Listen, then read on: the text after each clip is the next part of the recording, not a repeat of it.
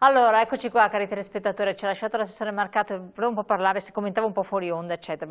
Se vuole lei direttore, presidente, insomma, potete interagire tra di voi. Lei diceva bisogna trovare una modalità diversa, assolutamente, Sì, non si può andare avanti a spot, chiudo, apro, chiudo, tanto andremo avanti un'eternità. ma assolutamente. Tra l'altro leggevo l'altro giorno, c'era un reportage che faceva vedere gli articoli dei giornali che descrivevano il periodo storico 1919, 18-19 che c'è stata l'influenza spagnola. No? E dalla descrizione poi rapportavano quello che era descritto all'epoca e quello che è stato descritto oggi, cioè l'anno scorso, nel 2020 in particolare dai giornali, ed era esattamente la stessa cosa, cioè le soluzioni prese sono state mascherina, anche lì perché all'epoca c'era la mascherina, tutto chiuso. Questo era. Allora sono passati 100 anni e facciamo le stesse cose, va benissimo dal punto di vista sanitario chiudere e mettersi la mascherina, però possiamo fare un passo in più, anche qualcos'altro, cioè consentire magari trovare delle soluzioni. All'inizio si parlava, io poi ce l'ho con i ristoranti perché naturalmente no, il mercato lavora soprattutto con i ristoranti, però con la ristorazione si parlava, beh se voi mettete... E gli alberghi? E gli alberghi, certo, naturalmente. Se voi mettete e disciplinate, organizzate meglio i ristoranti in un certo modo, potete stare aperti. No? C'erano i plexiglass, le cose, tanta gente ha fatto degli investimenti per stare aperti. Sì, assolutamente. E poi è scomparso tutto, perché l'unica soluzione è chiudi tutto. Ma non è una soluzione emergenziale, è un provvedimento che può andare bene i primi mesi, ma poi tu stai convivendo perché la descrizione ormai che siamo in guerra e va benissimo e bisogna quindi siamo in un'economia di guerra, ma il provvedimento d'urgenza va bene, ma poi a questo punto devi convivere con questa situazione e trovare delle soluzioni alternative, devi farlo, se no chiudi. Assolutamente sì, ma infatti tra le altre cose si è detto che adesso si potrebbe appalesare, chiudere periodi rossi, fine settimana, insomma cose assurde, dico assurde e allucinanti perché lo fai soltanto per bloccare una movida, però di fatto appunto non è che andando al ristorante se controllati, contingentati crei dei problemi, è la movida dei giovani, con questo discorso tu chiudi tutto.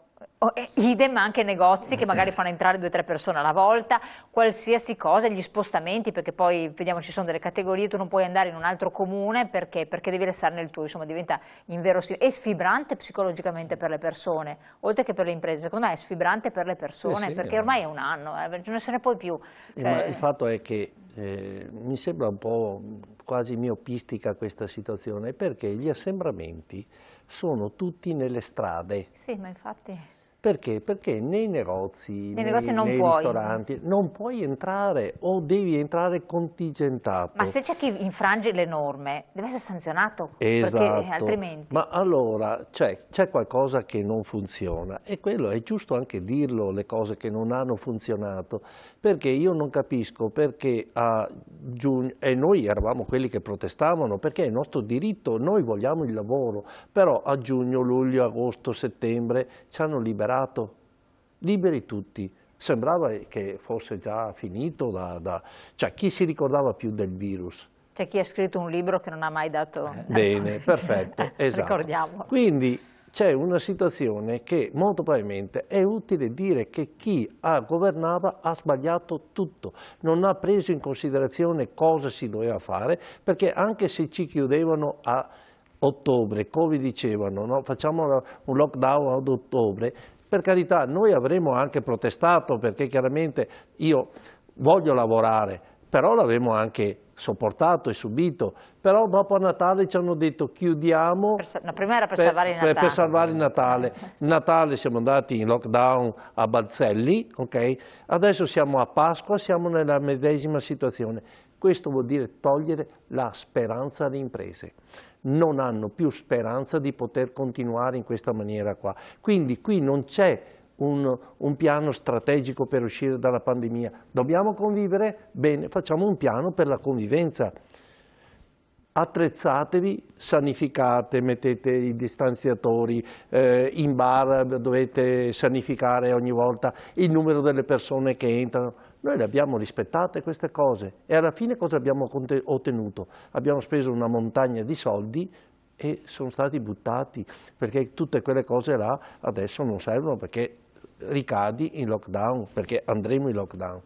Ma al di là di questo c'è anche il piano vaccinale che non sta funzionando, perché vediamo che anche la Grecia ha fatto le sue zone free, isole, va bene, ma le isole, noi come stiamo vaccinando? Stiamo copiando un po' gli altri, noi le RSA le abbiamo messe in sicurezza perché adesso per fortuna morti non ce ne sono perché hanno vaccinato tutti, ma devono vaccinare non più per età, devono vaccinare per zona. Adesso forse no, fanno categorie. Ma sì, ma categorie, andiamo avanti sempre a spot così, tu devi rendere una zona sicura. Questo è il vero tema, perché intanto la zona si sostiene, avrà un suo PIL interno e potrà, magari aspettando che vaccinino gli altri, dopo magari puoi anche fare azioni di forza, chiuderla per il periodo quando l'hai resa free, aspettando che si vaccinino anche gli altri. Però intanto riesce a sopravvivere, così moriamo, non abbiamo più speranza. Lì, la zona tra l'altro, l'area del mercato ittico, come va? Ci sono state contaminazioni?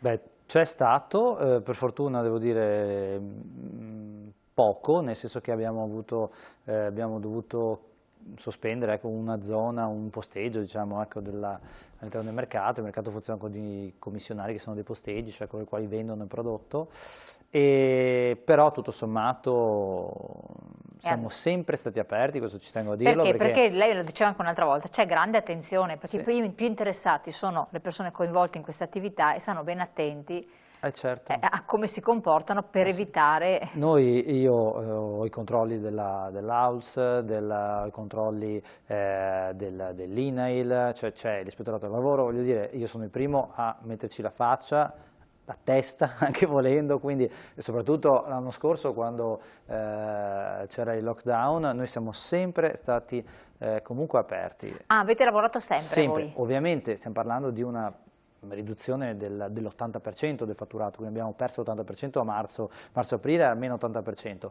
però eravamo sempre aperti, ci tenevamo molto a essere sempre aperti perché per la città, direi anche la filiera intera, rappresentava una sorta di baluardo, cioè il mercato è aperto, certo vende pochissimo, è solo il 20% rispetto a un anno normale, però quei mesi lì noi siamo stati aperti come punto di riferimento, posso dire anche, un po' Speranza era all'epoca, non il ministro, ma esatto. Poi dopo...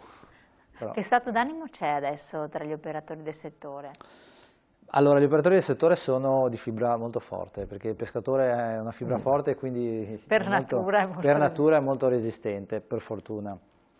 Però è naturale che c'è anche un sconforto a livello sociale, oltre che problemi di natura economica, perché, come dicevamo prima, anche un imprenditore che deve fare degli investimenti, ma perché devo fare degli investimenti? Io non credo più a quello che mi viene detto. Perché non credo più? Perché poi i fatti hanno dimostrato che quello che mi avevano detto non si è avverato.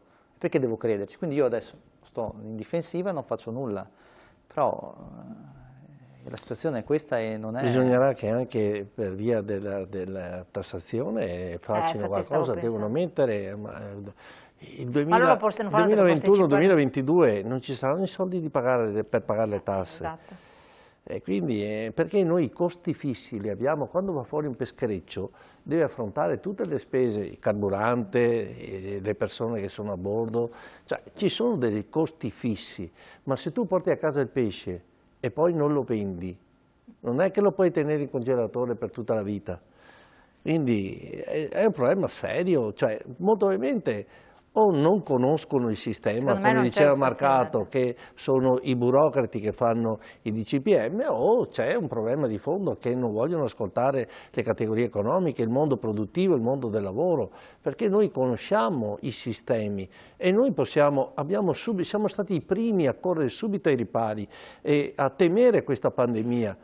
Quindi il Presidente nazionale si è pronunciato in questo senso? Molto, molto. Il Presidente nazionale ha fatto delle battaglie importanti, anzi ha dichiarato, insomma, è un disastro ormai, perché noi abbiamo il mondo della montagna, abbiamo il mondo del turismo, la montagna è piegata, perché i costi che hanno subito in questo anno, che è stato molto freddo e con tanta neve, hanno subito dei costi di mantenimento delle strutture impressionanti. Chiusi però, state bene e state chiusi. questo diventa insopportabile. Stanno sperando adesso nel periodo estivo, però viviamo sempre con speranza sulla testa. Infatti, assolutamente. Esatto. Allora, siamo in chiusura, una battuta, direttore, che a lei. Io confido che, come diceva l'assessore prima, si riesca a riuscire a individuare delle modalità per convivere insieme finché c'è il virus, prima che arrivino tutti i vaccini, anche perché a questo punto c'è un problema non solo economico, anche sociale, cioè si è creata la bilancia, hanno messo sulla bilancia la vita delle persone e l'economia, ma poi adesso ci sono persone che sono tutelate perché fanno un certo tipo di lavoro e invece tutta la parte dell'imprenditoria che è disintegrata, che è distrutta, il libero professionista è distrutto, come l'anziano e il più giovane, come la scuola, il mondo femminile.